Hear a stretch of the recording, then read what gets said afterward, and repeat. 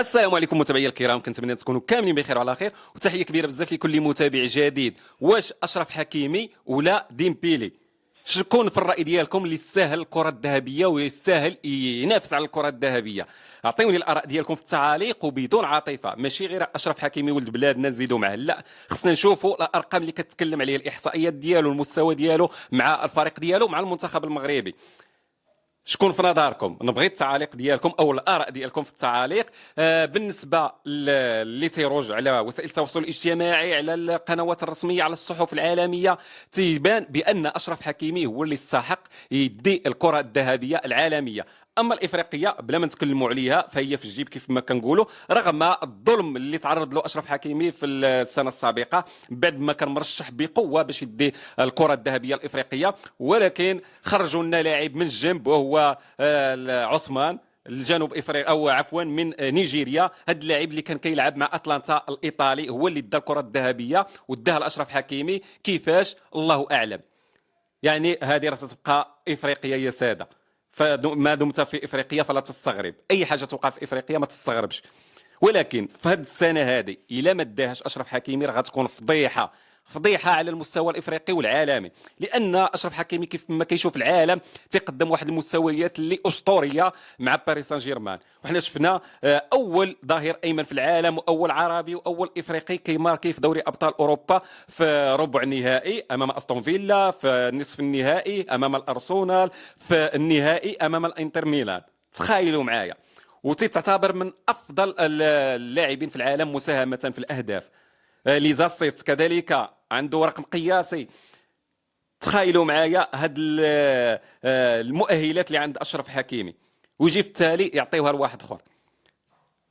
راه اشرف حكيمي يستحق ينافس على الكره الذهبيه، وهذا الشيء اعترف به زين الدين زيدان اللاعب السابق ديال ريال مدريد والمدرب السابق كذلك لريال مدريد، تيدعم اشرف حكيمي باش يدي الكره الذهبيه. كذلك المدرب لويس انريكي كذلك كيدعم اشرف حكيمي باش يدي الكره الذهبيه، ونجوم عالميين اخرين تيتكلموا عليه وكيدعموه.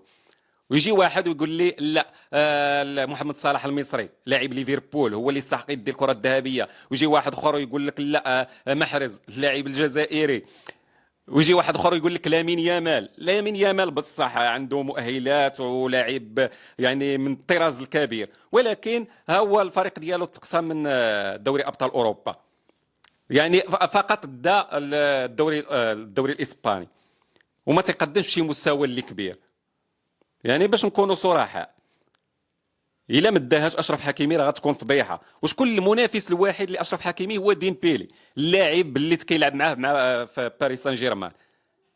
هذا هو المنافس الحقيقي ديال اشرف حكيمي. اما باقي المنافسين يعني راه بدون المستوى كيف ما تنقولوا، وهذا الشيء بشهاده الصحف العالميه كيف ما قلت لكم، القنوات العالميه ونجوم العالم، خاصة زين الدين زيدان الصراحة نعطيوه الشابو من لنا، برافو عليه. دعم أشرف حكيمي فاش كان في لاماسيا أو في لا فابريكا، الأكاديمية ديال ريال مدريد، وهو اللي طلعوا من لا فابريكا الفريق الأول ريال مدريد.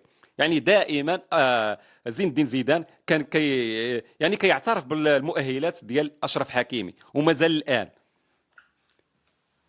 يعني اشرف حكيمي راه بالنسبه للعالم اللي ما داش الكره الذهبيه راه غادي تكون فضيحه. ولكن هنايا واحد النقطه مهمه اللي بغيت نشير ليها، وانتم كذلك تكونوا لاحظتوها. علاش الاعلام الرسمي المغربي ما واقفش مع اشرف حكيمي؟ علاش ما كيساندوش؟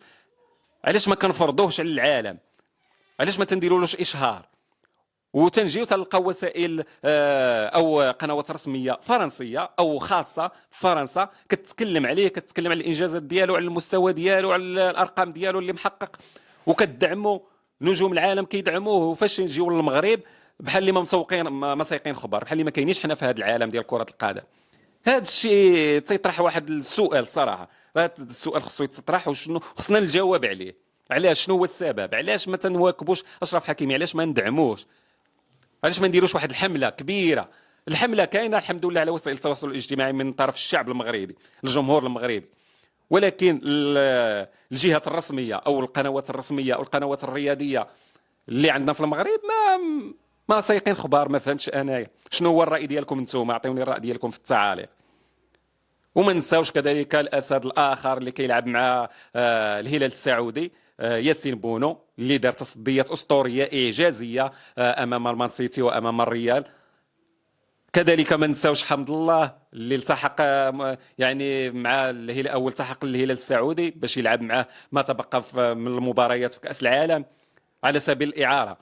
كذلك ما نساوش ادم ازنو اللي كيلعب مع بايرن ميونخ، اللي غادي يلعب في ربع النهائي ضد اشرف حكيمي.